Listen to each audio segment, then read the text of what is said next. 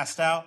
On the one side, the top QR code that kind of goes to like my link tree, where you can get my YouTube page, my blog, where to find my books, all that stuff. And then the next two are for a pair of class bundles. The first one is from a kind of online event that Sarah Mastros and I did with a couple of European presenters as well. And then the second one is like an 8-hour course in doing grimoire magic affordably that you can get for under $8, and comes with a 90-page ebook as well. So pretty good deal if you're interested in grimoire magic. I've also got some of my books here, but they're also available over in the merchant room. For anyone who doesn't know me, I've been doing magic stuff for about 30 years. Was in the OTO, in the AA, the Order of the Celestial Academy, which is kind of like a Orthodox Jewish Golden Dawn.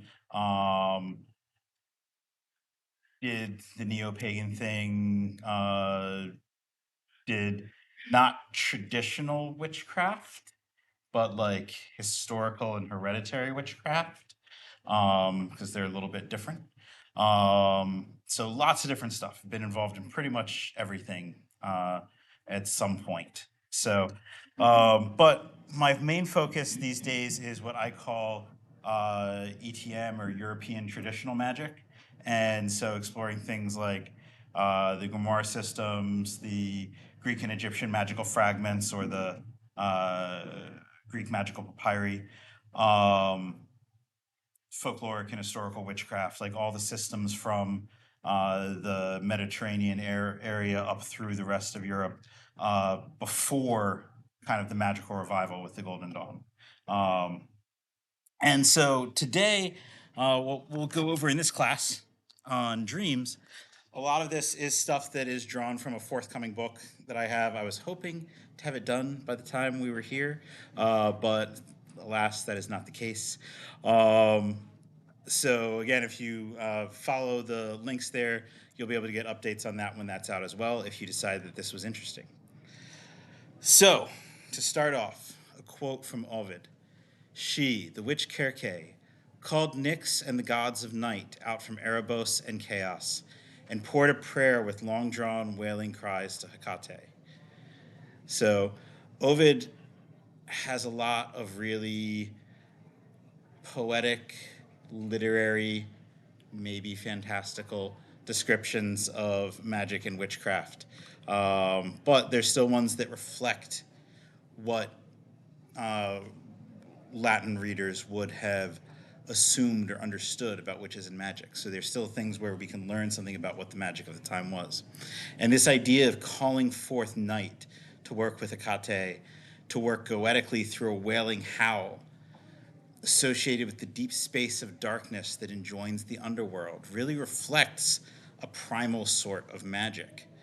Elsewhere in Ovid, I believe in Ovid, but also additionally, we see Medea deorb Selene by means taught to her by Hecate, so that she can work in darkness without the light of the moon.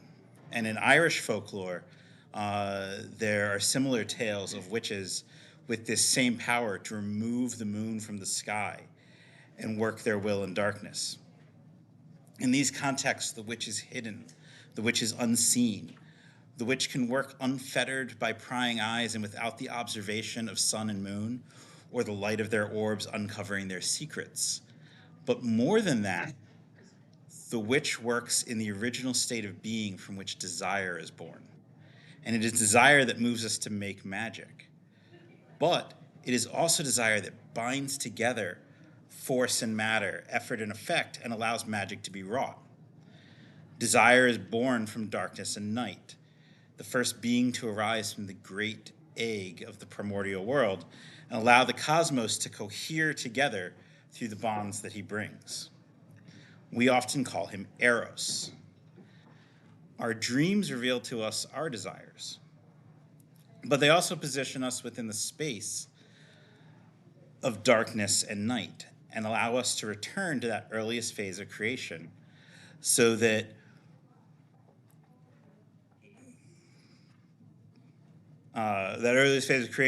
so that new form can be given to our desires in the space of dreaming. But if we can reach deeper and more fully and explore those palaces of silence and gloom at the beginning of creation, perhaps we can dig deeper into forging magic and knowledge from the primal depths of being.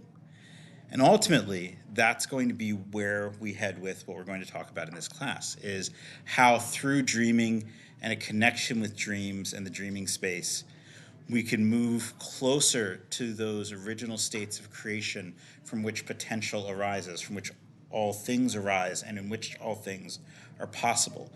In a space where things are unknown, where things are not illuminated yet. And so there's room for change, there's room for creation, there's room for growth and transformation.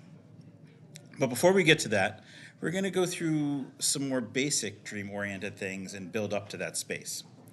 So to start off with, what are dreams? Now, a very basic view of them that we would have today is that they are processing of sensory data. Throughout the day, we pull in lots of information. And a lot of times we think that we look at something or we hear something or smell something and we are perceiving that actual thing. But if I look at Matt there, what my actual physical senses are taking in are bits and pieces of information, and then they are constructing those pieces of information based on what my overall visual vocabulary and experience tells me a person should look like, and it arranges it into an area where eventually I'm able to recognize, oh, this is this specific person. So we don't actually perceive all the details of a thing. We perceive pieces of information and construct something that our minds can understand from those pieces of information. We also take in a lot of information that we don't actually construct into anything. In addition to that information that we don't construct into anything, we take in a lot of information that is not useful for us to retain past the moment of processing. So as we experience things around us, we are more or less experiencing them through a form of memory. It's the active portion of memory where things aren't stored, but we're actively understanding what's happening in front of us at the time. If we pay attention to things in that active memory space, then they move into memory that's actually stored. But that data that we pick up and perceive in that active memory is still there. And so the brain has to process that out. And one of the explanations of dreams is that a dream is a way of processing out all of that excess data that we did not store into our more long-term memory, or data that has moved into our memory but that we haven't fully kind of processed and understood and like worked into a structure for our memories. So there's a health element to this, that we need to kind of clear out everything that's left over so it's not there popping up for us otherwise or getting in the way of us being able to perceive new things and interact with new things that we encounter.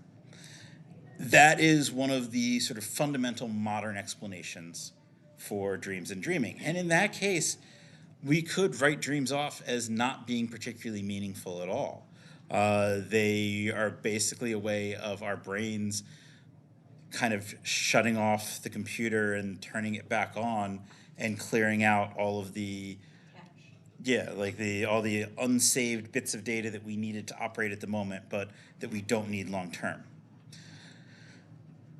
Even from that perspective, though, we can still look at our dreams and look at what things we're perceiving that we maybe aren't paying as much attention to, and whether or not we're seeing things in the dreams that, okay, maybe we should be paying attention to the things that are causing us to see these things in our dreams. Maybe there is stimulus there that actually could be important if we noticed it a little bit more, paid more attention to it. We can also get insight into things that are influencing us, because obviously we will also have dreams where we have kind of processed some of that data in, we have interacted with it, and it becomes data that is something that is creating stress, or it's data that is drawing a lot of our attention, a lot of our focus. And so kind of the excess ways in which we build around that causes our brains to process that out more as we dream. So even in that very surface level utilitarian, dreams are kind of like a meaningless mechanistic thing, there's still things that we can take from them. They can still be important. If we step back a little bit earlier, Freud said that dreams were the royal road to the unconscious. And now, before I get deeper into talking about Freud or Jung, I do kind of actually like psychoanalytics and psychodynamics, but I'm very vocal about not liking them because a lot of magic post 1904 or so has been very stuck on the idea of magic as psychology. And I like the idea of magic as magic. So we're going to talk a little bit about some thoughts of these guys, but we're not going to dwell on them too much because we don't want to get stuck in that thinking that this is where it's at, is that it's just about analyzing our minds. But so Freud said dreams are the railroad to the unconscious. So he felt that they were super important for understanding the depths of what was going on inside of ourselves. And he broke dreams down into three types of dreams: an unrepressed wish in disguised form, the fulfillment of a repressed wish in disguised form, and a repressed wish in undisguised form. And so all of these are based on processing repressed desire and things that would cause us anxiety, things that would cause us discomfort if we engaged with or understood consciously that we had these desires. And that was kind of what he was all about, is like, you're going to feel bad in life because you want things and you shouldn't want things. And obviously there's going to be times where dreams work that way, but that's not going to be how they work all the time. So we don't need to spend a lot of time on that, but it's a way to look at dreams. Jung gets a little bit more interesting. He says that dreams are the space where we exist in our truer form. We're placed in primordial night and stripped of selfhood. So Jung actually gets kind of close to this same sort of esoteric, mythical idea of reaching back into the primordial, reaching back into the original space of night and darkness. He still kind of treats it very psychologically. And when you look at him, there's a lot of like, dude, just push yourself over the edge and just talk about magic and just be an animist because you are. But he tries really hard not to let himself go. So yeah, he's very close on this like sort of mystical, esoteric idea. By being stripped of selfhood, he felt that dreams allowed us to unite with reality. And that unity with reality was what allowed the dream to arise.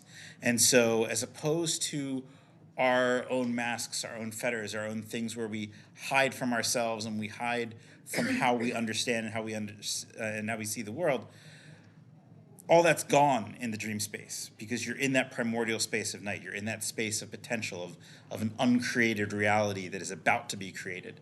And so the dream arises in that space and allows you to see things as they actually are. I'm going to skip over some unnecessary things here.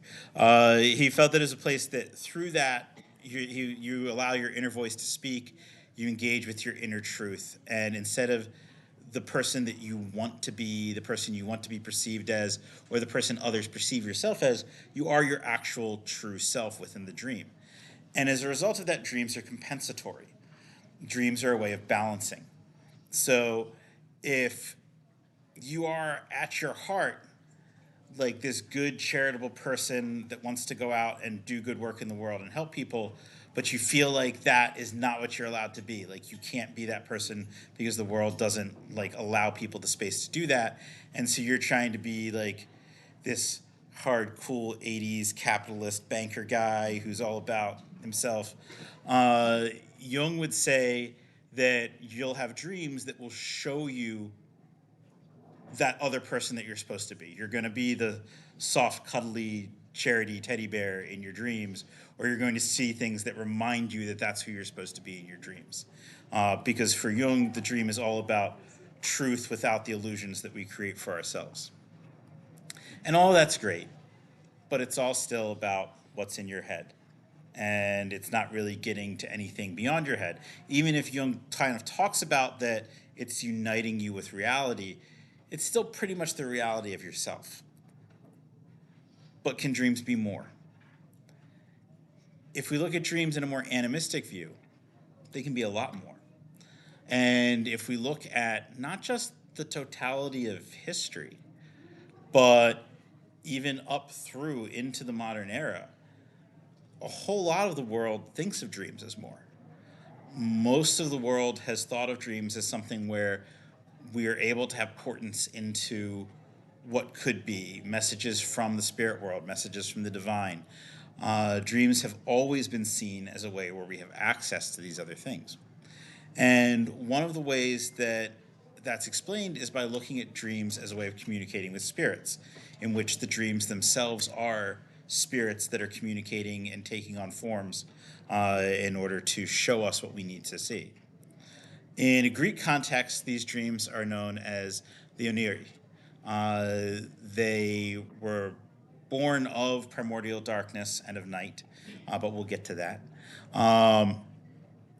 But where they take on this role of coming to humans and communicating to humans is with Zeus.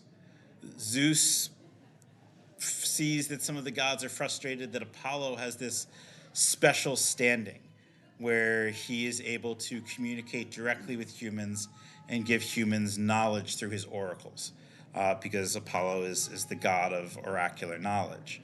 You kind of get with Hermes, where he's sort of mini Apollo. He can allow humans to have knowledge through divination, but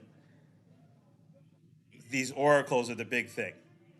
So Zeus decides that there needs to be another way for gods to communicate with humans, so Apollo doesn't have the monopoly on it. And so he empowers the oniri to do this. That the oniri can take the forms of gods, they can take the forms of spirits, they can go into humans in the night and speak to them and give them visions in their dreams, so that the gods can communicate semi-directly through the oniri. Apollo is a little bit miffed. He doesn't like that his territory is being stepped on. So Zeus agrees to kind of negotiate and balance things out. And he says that half of the oniri will give true dreams.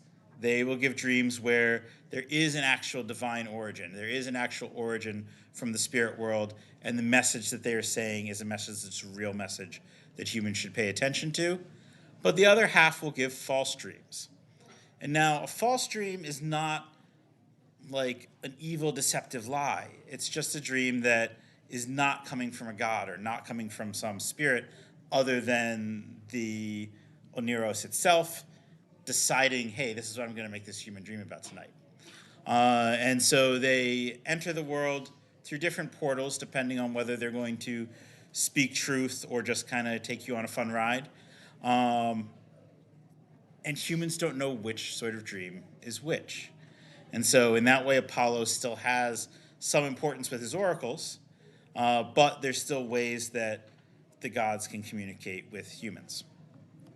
Now, whether we take that myth specifically as, yeah, this is what happened or not, doesn't really matter.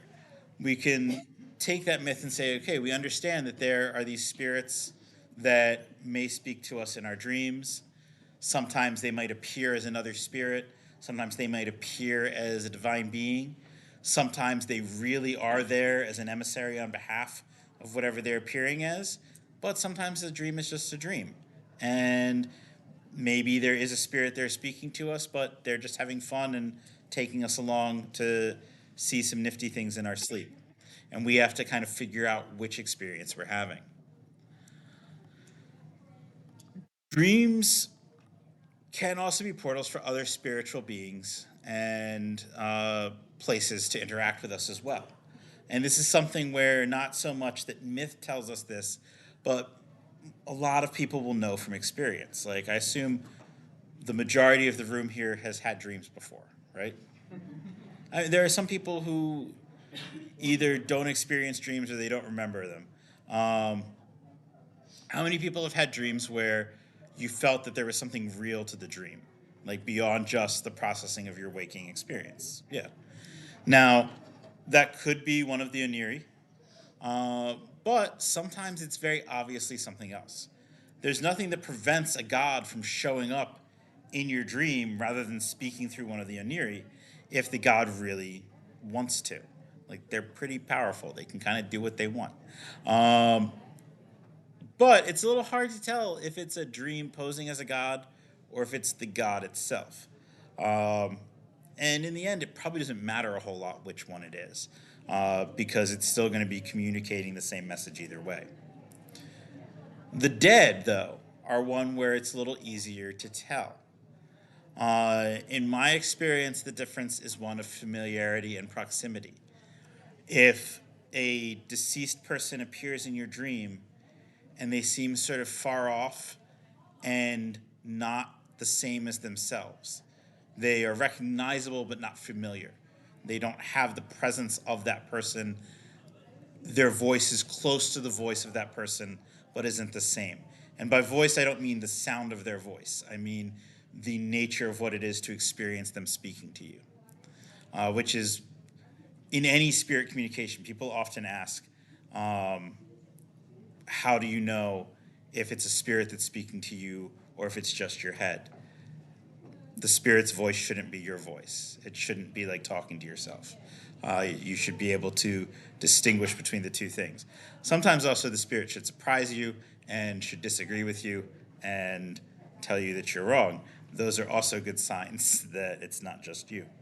But in terms of whether it's a dream or it's the actual dead person, if it's the actual deceased person, they will be closer. And by closer, I do actually mean that proximally. Like, they will be more near to you in the dream because they don't have to hide recognition. They're not trying to obscure anything. And there will be that familiarity that feels like you're actually in that person's presence. It feels like you're immersed in that person's presence. Whereas if it is a dream, it's a mask. And they're going to take the form, but they don't have the essence or being or substance of that person. And so they'll stay more distant, and there isn't going to be that immersive presence or that recognizable voice. And that doesn't mean that the dream isn't actually authentically bringing you a message from the deceased person or a message that you will understand best through the figure or form of that deceased person. What the dream is telling you could still be important or could still be true, but it might not be that actual person there. And so the relationship and interaction is going to be different. In one case, you're getting a message that you need. In the other case, you're visiting and connecting with someone. The dead are probably the easiest thing to kind of recognize that difference with. Other things can show up as well. And I'm not going to try to make that category less broad because spirit taxonomy is a failing enterprise. Like, it's the necessity that we feel to categorize spirits is something where we can't ever be fully successful at it because of the ways that we're able to observe and not able to observe things, and because not everything works in hierarchies and categories in the same way that the human world does. From my own experience, when my grandfather died, the night before, I had a dream where my late father visited me, and partway through the dream, I realized it wasn't him. He was staying away. He didn't have the right presence. And there was a presence that was specifically wrong, a presence that was antagonistic.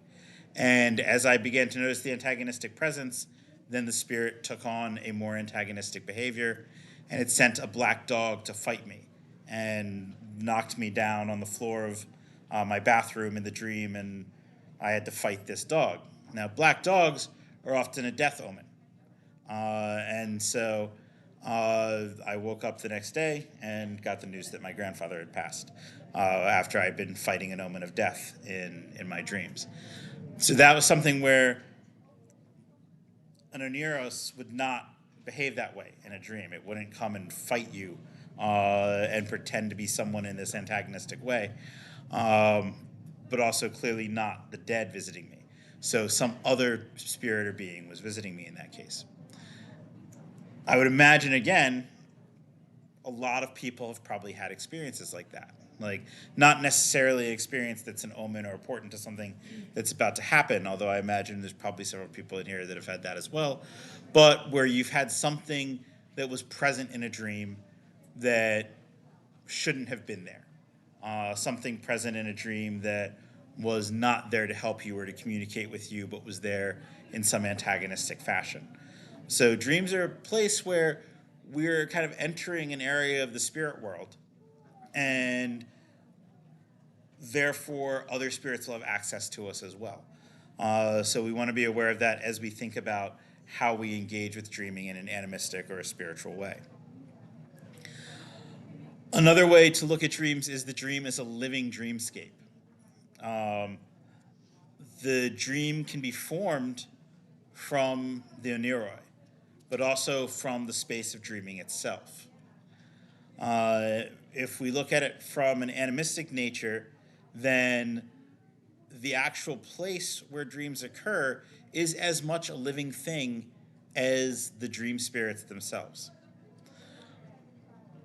The difference here, the difference is one is sort of a personified spirit versus one being a unified place. Now, even within this idea that we can have the space of the dream be a living, interactive thing that is providing the dream itself, you'll still have inert elements of the dream. If you think about the experience of dreaming can frequently be relatively incoherent. You'll have a lot of things where in the dream it kind of all seems like it's fitting together, but then you think back to it and it's like, wait, how did we get from this to this? Or how were these people both here at the same time? Or were there just two of this person in different versions of it? Or was I this person or this person or this person? All sorts of things like that can happen in dreams because the way that our relationship to them is very different from our linear relationship with physical reality. Some of that can also be a matter of recall, that there may be elements that are happening in the dream that we don't recall later on. But imagine if dreams just had huge empty spaces where you are dreaming and it's just like you've got half a room and then there's a void, or where you have this person and the person is just sort of interacting with nothingness. The level of ominousness and uncanniness that you would have would make it to the point where the dreams would just be so disturbing, no one would get anything out of them. So in order to have a dream that the dreamer can experience and understand, the dream has to be somewhat complete. Complete enough that it seems just slightly off from the real world, but without being so incomplete and so off from reality that it disturbs the dreamer to the point where they can't comprehend the dream anymore. So there will always be elements of a dream that are not necessarily elements that are specifically meaningful or the specific elements that we need to engage with for the message of the dream. But even having those inert elements, there will be active relationships with the space of the dream as well. The space can emotively communicate and inform the dream and the dreamer, just like the figures and individuals in the dream can. Objects and elements that feel like extensions of characters are more likely to be things that a dream spirit is creating, whereas characters and figures that seem like extensions of the environment and not fully individuated may be part of the dream space itself, as opposed to the actual dream spirits. Recognizing the difference there at first doesn't necessarily seem like it would be super important. Either way, you have this kind of otherworldly existence that's alive communicating to you through the dream. But if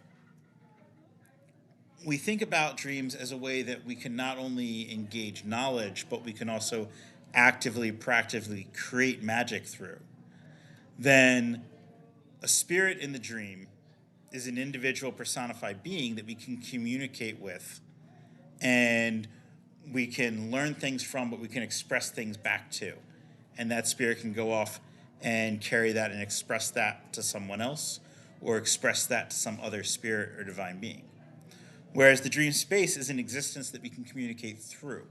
We can interconnect with more through that space than we can through another individual spirit.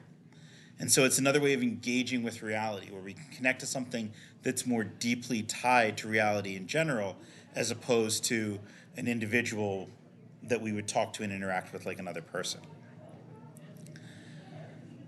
We don't need Penelope. And so that dream space becomes fairly important to understand. The dreams can occur in a variety of different places. And again, if we're looking at it as trying to understand what dreams are going to give us knowledge or what dreams we can use to create magic, then understanding what those places are is going to be important in differentiating them. So it could be in the mind of the dreamer. And when it's in the mind of the dreamer, that's where we get to all that stuff we talked about earlier, where it's processing out data, it's dealing with what's bubbling up in your unconscious as far as your desires go. It's revealing to you elements about your true self. Those are things where it doesn't need to extend out beyond you in order for those to happen. The dream could be in the land of dreams, which is the place ruled by sleep or by dream. And the recent Sandman TV series and the Sandman comics, they give a lot of great ways to refer to the god of dreaming, but most of them are not really original to the comics. Like in uh, Greek or Latin, that god is just called sleep, or he's just called dream, because he's a primordial being. He's not a god. He's back older than the gods. So if we call the Lord of Dreams Dream, that's actually like an historical name for him, not just pulling from pop culture.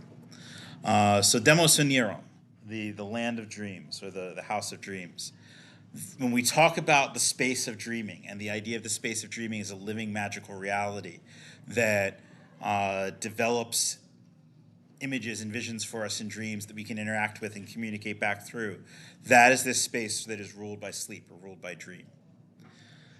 Dreams could occur in places belonging to some god or spirit. So again, gods can communicate through the Oniroid, but there's nothing stopping them from directly communicating with you, and there's nothing stopping them from pulling your consciousness or like a part of your soul or your being into whatever their domain or whatever their house is and communicating with you directly there. Dreams can also be a bridge between these various spaces. Dreams are a liminal in-between sort of crossroads type of place, bless you. And so a dream can occur that is connecting with the place of the dreaming. It's occurring in your mind. It can be occurring in the land of the dead or in the house of the gods all at once, where it has pieces of each of these influencing and informing how the dream is created. Now, what we want to focus on is the actual land of dreams, the place of the dreaming. And that is a dark, gloomy silence. And when we talk about that, that sounds like some sort of edgy, gothy thing. But it could be. It doesn't have to be, though. When we talk about it, what we're really talking about is depth. It is a deep and uncharacterized nature. There isn't movement. There isn't stirring. There isn't anything. It's like a deep fog, but beyond a fog. Something so dark and impenetrable that there is no light. There's nothing there that can be seen, nothing there that can be perceived. Which is kind of interesting to think about it, that dreams are frequently such a visual thing and a thing where all sorts of movement and all sorts of things can happen. But they come from this space of darkness and gloom and silence. And we'll kind of see why that is as we go through. According to Hesiod, Demos Venerum is near the house of Nyx, and Helios's light never touches it. Homer agrees with its location in the underworld, stating further that it is near the field of Asphodel. To arrive there, one must pass by the stream of Okeanos, the White Rock, and the Gates of the Sun. Stedius and Ovid both describe the entrance one takes to find the land of dreams as a cave or cavern leading into the underworld. Seneca places the pool of Coctis at the gate one passes through on the way into the underworld, and describes the entrance as a place of vultures, where one hears the ominous cry of the screech owl, but as one passes to the land of sleep, the gloom is accompanied by silence. The land of sleep or of dreams is situated in the darkness of Erebos. So when we get to a little bit of a deeper explanation of the myths of the land of dreaming, we'll kind of get back to that idea of being within this darkness of Erebos. But the other thing, well, there's actually lots of things that exist in the darkness of Erebos. But the main thing most people would think of is Hades, the underworld. That's in that same darkness.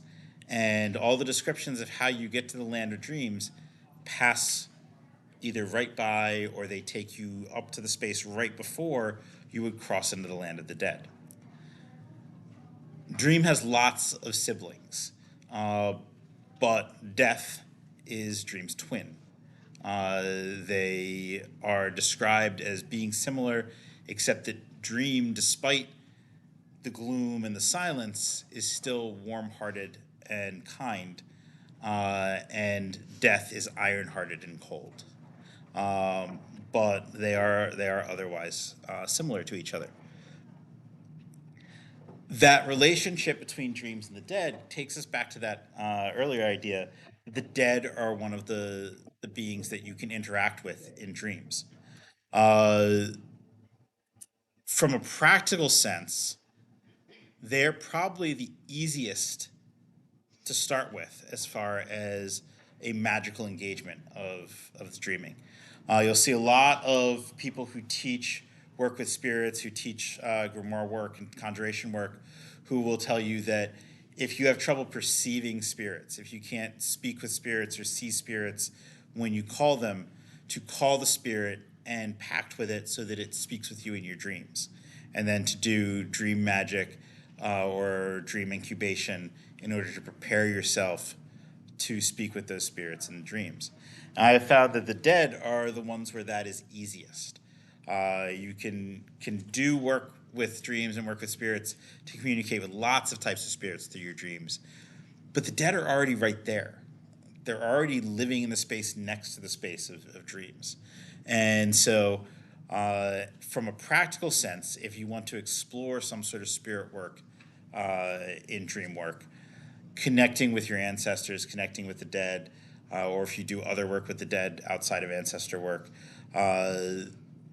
dreams are a great space for doing that. And it can be a great bridge to building up that skill and building up that technique of being able to engage with spirits through your dreams. Our last quick stop before getting deeper into the deep myths of dreaming is interpretation. Because usually anytime anyone talks about dreams and talks about dreams in an esoteric sense, that's one of the things people want to know about is how do you interpret dreams, who could interpret dreams for you, how do you know what your dreams mean. And a lot of what we've talked about with spirits coming to you and talking to you in your dreams, with understanding the space of dreams as a living, embodied existence that is able to communicate with you and that you're able to communicate through, being able to interpret those communications and interpret those interactions is an important part of it. And the answer on interpretation is super disappointing. It's that you have to do it yourself. Buying dream interpretation books keeps the industry of dream interpretation books going. And I say this as an author who is writing a book on dreams, but my book is not going to have a bunch of like, here's this symbol and what it means. It's going to talk about how you interpret them for yourselves. You can interpret dreams for other people, but this actually came up last year at ConVocation at the bar. Pretty much everyone agreed that it involves mind reading basically, and no one wants to talk about that as a real magic thing anymore because that's like too scary. But the reason for that is, well, the reason that you really need to interpret them for yourselves is that everyone has their own unique symbol language because everyone has experienced different things. How many of you are artists? All right. I knew we'd have like a good representation of artists in the room. So any of you, if you were like formally trained as an artist, a big thing that's talked about is your visual vocabulary, is all of those things that you kind of clock through life where you're like, okay, I know what this looks like and I know the feelings this expresses when I see something that looks like that. And now I can build that into my art to express those feelings and convey those feelings to other people. Dreams are art. Dreams are art that is created by an interaction with your mind and a spirit, or your mind and a spirit place, or your mind and your mind. It all depends on what type of dream it is. But all dreams are art. All dreams are a way of organizing elements of your stored visual vocabulary, and not even just visual, your overall sensory vocabulary. A lot of times we don't remember dreams as having senses beyond the visual sense and the auditory sense. But if you dig deep into the dream, those other senses are frequently there. And a powerful dream, you don't even have to dig deep into, the emotive senses are there very clearly. And all of that becomes important to understanding and interpreting the dream. Those sensory elements of the dream and those emotive elements of the dream are things that no one can understand through you describing the dream. You have to understand them yourself, and those are going to tell you more about what the actual meaning is than any symbol. If you look at the dream interpretation from the ancient world, I love old stuff. Like, I did a degree in classics. I did a certificate in medieval history. I'm doing more history work now. Ancient ideas about how to interpret dreams were stupid. And there's a lot of people who think that I'm all like, old magic is the only real magic and modern magic is dumb, which is not really what my opinion is. But in this case, old dream interpretation is stupid because it was based on puns. Like, if you go back to Mesopotamia, and then the Egyptians copied it from the Mesopotamians, and the Greeks copied it from the Egyptians, and this is actual history. This is how the process went. It was all Oneida Critica were based on puns. And in the ancient world, for some reason, they thought this was how the gods and spirits communicated through dreams. Now, if you look at any myths where someone is learning something through a dream, there are no puns. It's just some spirit comes up and talks to the person in a dream and tells them what's going on. So clearly they must have understood that that happened too, because they describe that in their mythology and they have lots of stories of that happening. And there's actually apparently there's a lot of evidence that a lot of mythology and religious awareness in the ancient world was understood to come through dreams. That prophets and figures who were liminal figures that interacted with the other world, who researchers in the early 20th century would have called shamans, but we're not going to do that. A lot of that communication that led to these great stories comes from dreams, and there is actually some record of supporting that for some of these stories, that's how we got them. In terms of the idea that someone else could interpret your dream by reading you, it's the sensory and the emotive elements that are the reason they would have to do that. So if Chance had a dream and came to me and asked me about it, them describing it would tell me nothing. I would have to know how Chance felt internally in order to know what anything in that dream really meant. And so without someone actually trying to read your feelings and read the associations in your thoughts and having some awareness of what your visual vocabulary is, they can't really interpret your dream for you. It's not hard to learn to do it yourself, though. So that's the good part of the answer. So now, the cool parts. the darkness, um, which is what I think everyone is here for. So, to get into some of the thinking on the mythology, I was going to make some notes on this and try to figure out how to talk about it. And as I was doing it, I was like, it's probably just best to copy a couple paragraphs out of the book that I'm working on. So I'm going to go through those for you and then sort of expand off of that. But it mostly focuses again on the idea of describing demos neuron and what the nature of that is and why it is that nature. So, like Hesiod, Ovid claims that the sun's rays cannot penetrate the gloom of Denos and Neuron. Statius notes that no star's light can enter therein. This idea that no light can enter may be familiar to some magicians. Certain methods of ceremonial magic advocate temple spaces where natural light never enters. Some spirits advocate working in spaces or with materials that are only exposed to light from intentional and consecrated sources. Magical lamps in dark spaces abound through the history of magic, including in ancient practices of dream incubation, where a dark room, black clothes, and black bedding might prepare the dreamer to be exposed to a lamp which will help bring the required dream. Some classes of spirits described in the Middle Ages and later can't be conjured in places touched by light. While the idea that the portion of Erebos containing Demos and Neuron cannot be reached by light is not necessarily linked to the ideas behind these other magical applications of darkness, there is still a magical quality to this. This magical quality is particularly interesting when one considers that the sun exits and returns to the underworld through a gate neighboring Demos and Neuron. So for those not familiar with this element of mythology,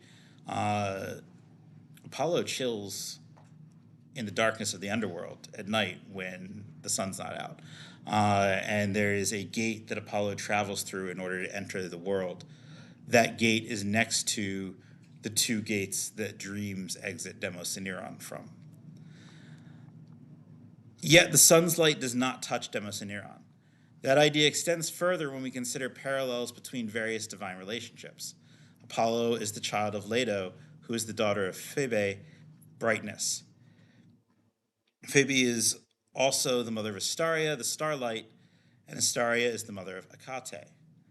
Hecate relates to necromancy and oneromancy, or magic and divination through dreams, while Apollo has a connection with oracular prophecy.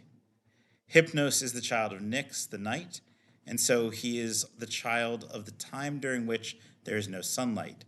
He rules the Oneiroi, who provide an alternative to Apollo's oracles. Nyx is sometimes syncretized with Asteria, which adds to Hecate's connection to oneromancy, which would make Hecate one of Dream's siblings in that case.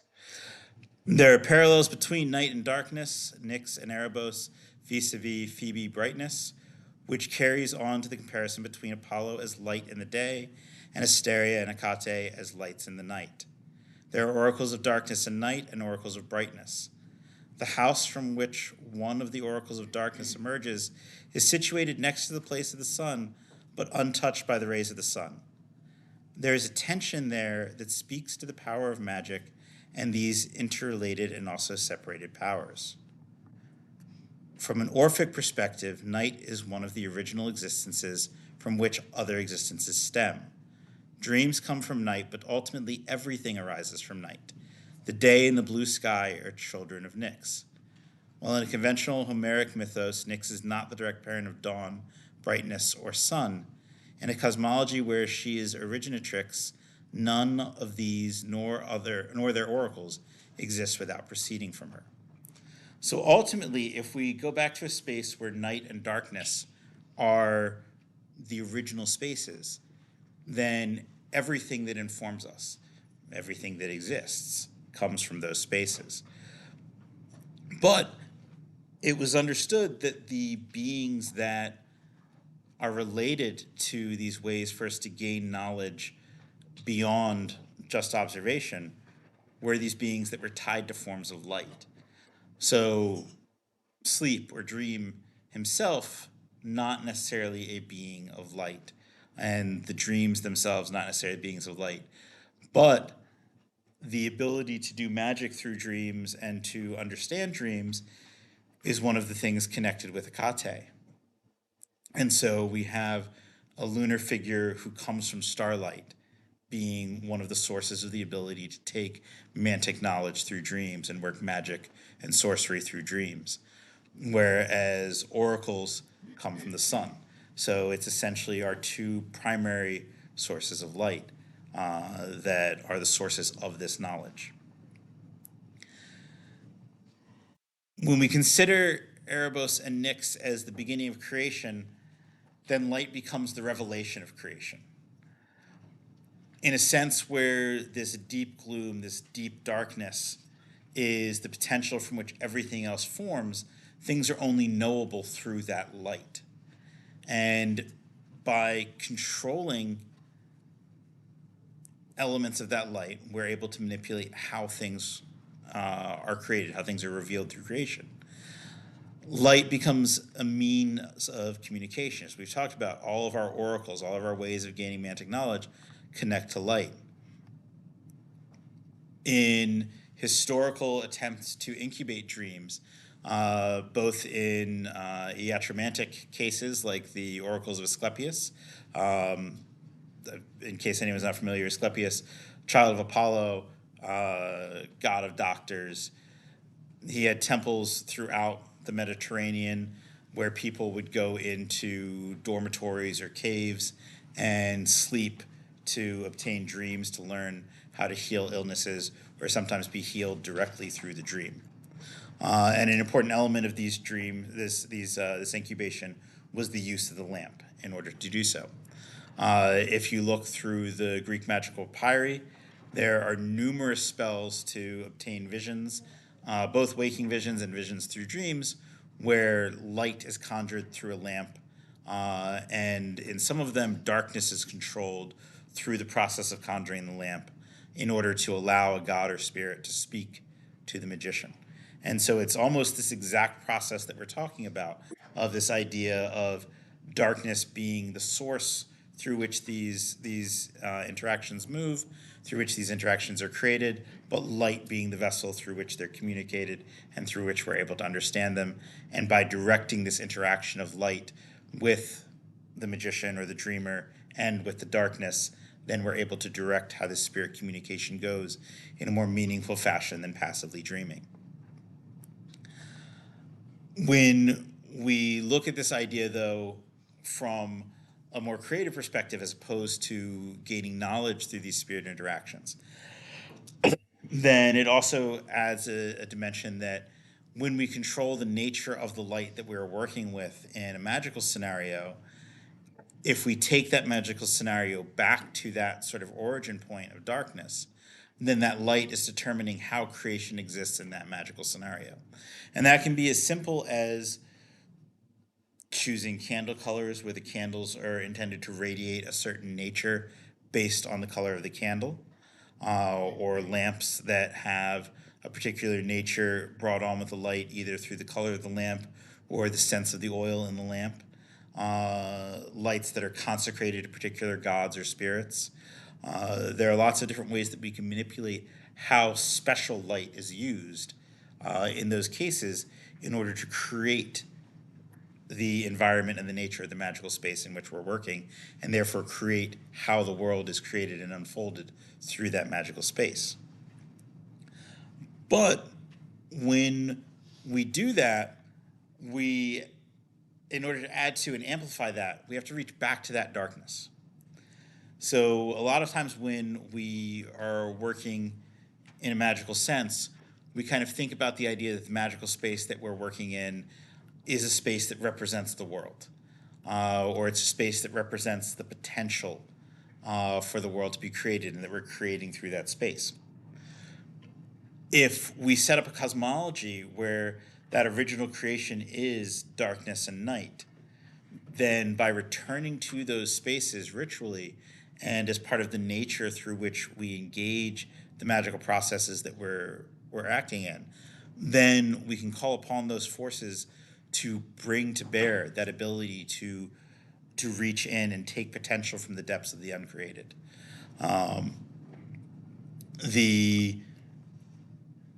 And actually, for an example of that, Not one of the books that I have here, but I have a book on angel magic that combines pagan and grimoire elements, and Nyx is invoked at the beginning of every ritual as part of that idea of going back to that original space of darkness and creation in order for the magic to be worked.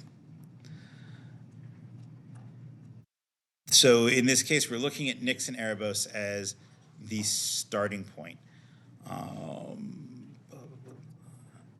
But they are not the only elements that we can work with there. Again, we've talked about how this light arises from darkness, and the light then reveals the world. The gods of light that we've talked about are Apollo and Hecate for the most part. So, what do they bring to the table when we start looking at how we bring light into what we're working with? Hecate is the crossroads. Hecate is the key keeper. So again, these are symbols of potential. These are symbols of determining what way something will be created, how existence and how manifestation passes through a stream of possibilities. So when the magical space is the crossroads, we have whatever has brought us to that space, and we have every single road that is able to spoke off from that crossroads as a possibility. And as the witch or the magician at the center, you pull together all of those potentials and determine which path of existence is going to manifest, which road creation is going to move down in order to become something that is actually manifest. Hecate's association with the crossroads is originally because of her torches. Hecate is kind of the original Greek street light. Crossroads are a dangerous place because they're a place where multiple potentials happen. People can come in from different angles, and you don't know what's going to happen at the crossroads. And so statues of Hecate were placed there to protect travelers moving through the crossroads because she was the torchbearer and would be able to illuminate the crossroads. This goes back to that same idea. If we have different potentials coming through, then we decide which potential the light is going to shine on in order to illuminate that potential and see the road forward to that potential through the darkness. Similarly, as the key keeper, Hecate locks and unlocks the ways and the doors through which things can be created. And so if we're in that space of darkness where there are multiple potentials and we can choose which doors to lock and unlock and which doors the light is going to shine upon as we lock and unlock those doors, and that's another way of engaging the idea of creating from these uncreated spaces and these uncreated potentials. Apollo can bring another practical element to it as the god of music. Just as we look at light as a way to shape the space, shape the idea, shape the intention for what we're creating, music similarly can shape those intentions, shape the nature of what's being built in that space. Music more directly relates to Apollo's nature as the archer, as something that reaches through and connects things from one point to another, things that are far apart, which is essentially the nature of magic, that we are taking something that's in one space and by doing something in that space, affecting something that's far off and apparently disconnected from that space. Music, likewise, is able to bridge across a wide array of spaces and pull things together. This kind of might seem like a little bit of an unconnected thing from this idea of darkness. But if we're going to say that, all right, we build from the darkness, there's these potentials in the darkness, and the light is what reveals what is able to exist in the darkness, then we want to look at how we engage the light and all the different things that light can mean in that case, all the different ways in which we can give shape to the formlessness there. And so we want to look at the idea of these gods of light and which ways they bring shape to formlessness, which ways they allow potential to come into existence.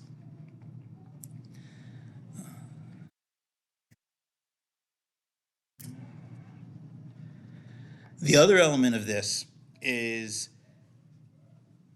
to truly reach into this space of darkness. We can't just say, like, all right, I'm going to think about that everything comes from this dark space where things are uncreated.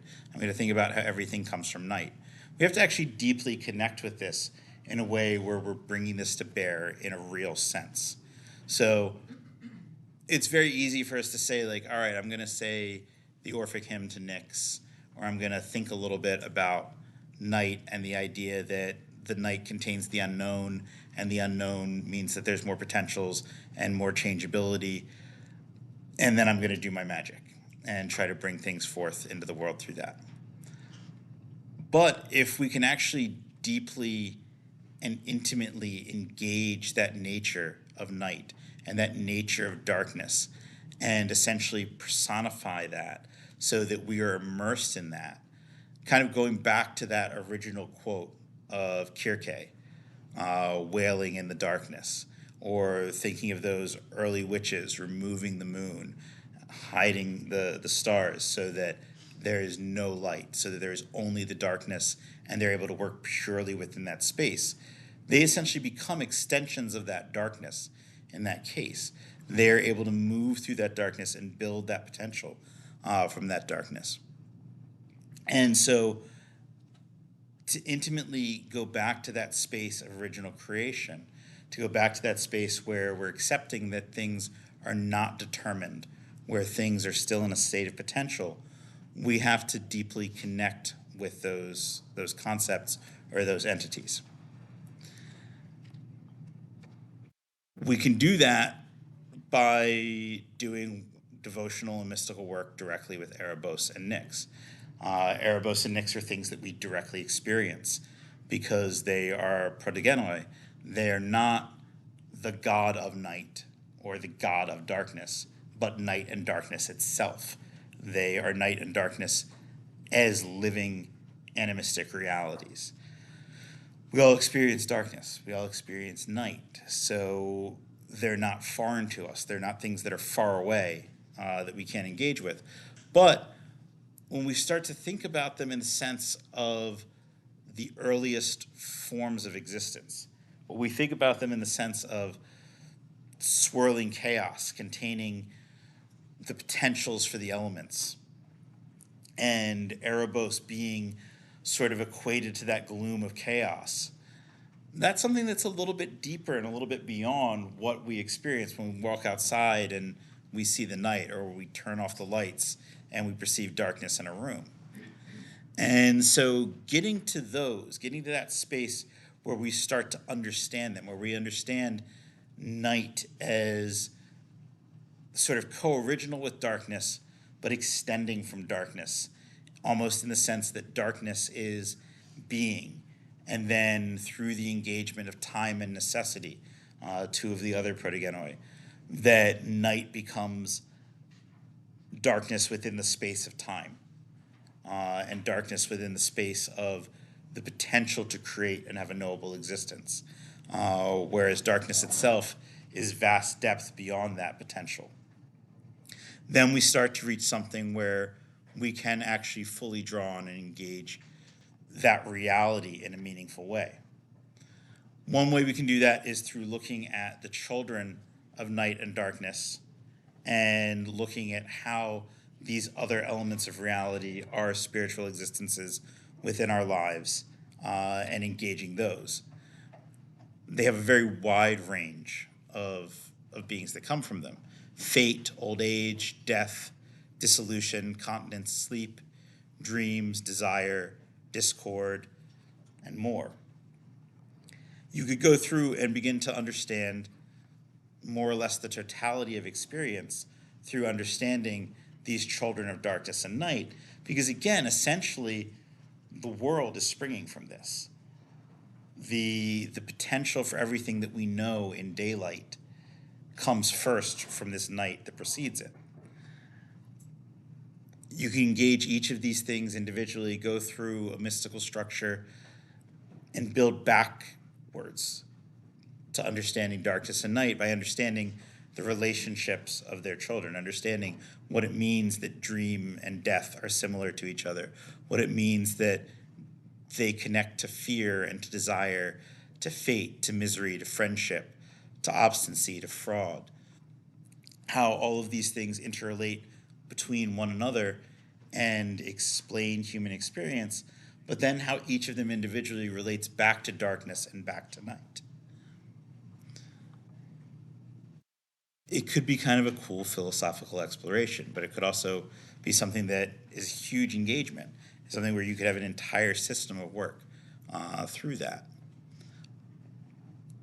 You can also focus on dream, because that's something that we engage with every night. We engage deeply with that every night. And again, some of us don't always retain that experience. We don't always retain knowledge of what our dreams are, or what the feeling of dreaming is.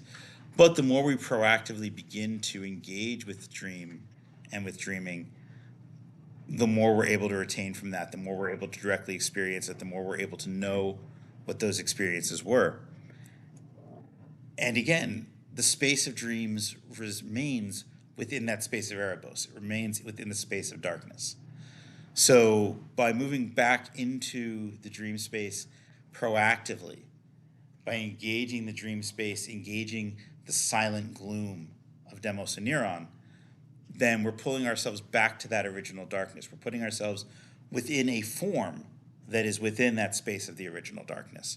But it is a form that is itself silent and shapeless, that allows itself to reshape over and over and over again, mimicking the process of creation, mimicking the way that things come into being and become knowable within these various lights of mantic knowledge. So by engaging and moving back to try to understand dream and understand the space of dreaming, we are looking at an essential microform of that original darkness. Just like how Mercury holds on to divination, because Mercury becomes sort of a microform of Apollo in some ways. And we're able to understand Apollonian ideals through the way in which they manifest in Mercury, and then go more deeply into how they manifest in Apollo. We can understand Erebos through Demos and Neuron, through the dreaming, through dream, and then more deeply go back into a deeper relation with Erebos. As we begin to directly engage with the dream space and with the dream, then we start to expand our awareness, expand our perception, where we can get a greater grasp on that depth that original primal darkness is. And from there, we can start to move to where we start to do contemplative and devotional and mystical work directly with night, directly with darkness, in order to more deeply appreciate them, more deeply engage them, more deeply draw them into ourselves, and allow the dream to be a bridge between uncreated nature and our ability to create. So that is pretty much what I have on that.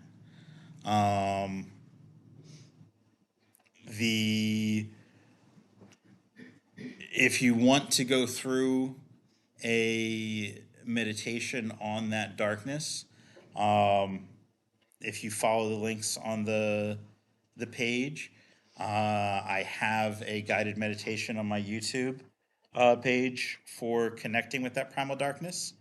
It is excerpted from the class bundle that is also linked to there, the Witching Hour class bundle. But that can give you kind of a taste of exploring that original darkness, exploring that depth. But again, I do feel that for most people, if you really want to make that a part of yourself and a part of what you're able to connect with as a basis for building magic, then connecting with it through that dream space is going to deepen your ability to connect it, deepen your ability to perceive and experience it. In a certain sense, when we talk about witches and the idea of witchcraft as the thing that shapes and deforms the witch into a being that is partially of the human world and partially of the spirit world, the dream and the ability to connect through dreaming is one of the most innate ways in which humans are able to interact with the spirit world. And I believe that that is something where particularly that witch nature is fed by the dreaming in a special way. And so connecting back through that strengthens that capacity, strengthens that ability to be liminal, to move back into that space of being partially within the world of spirit, partially within the waking human world. All right. So yeah, so that again, that'll be available at some point in the near future for you to listen to again on YouTube if you feel that you want to revisit any elements of it. Thank you again for coming tonight. I hope that this was helpful.